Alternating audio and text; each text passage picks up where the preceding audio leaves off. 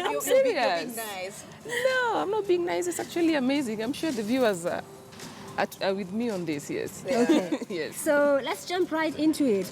Kicking off with the Standard. So the main story, headline story on the Standard is Phone Secrets.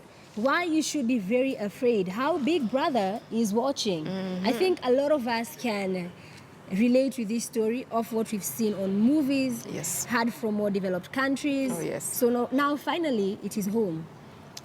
Well, I suppose this has, we should have expected this because when technology hits the ground, we need to know that a lot of sophistication will come with it. So one of them is actually prying into our secrets, yes.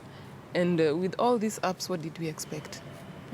And it's very worrying for me. And actually, the interesting bit is that this is the headline also for the other newspaper, by the way. I noticed. As well? Yes. Yeah, it's also in the Nation. Mm-hmm. So it must be a really big story.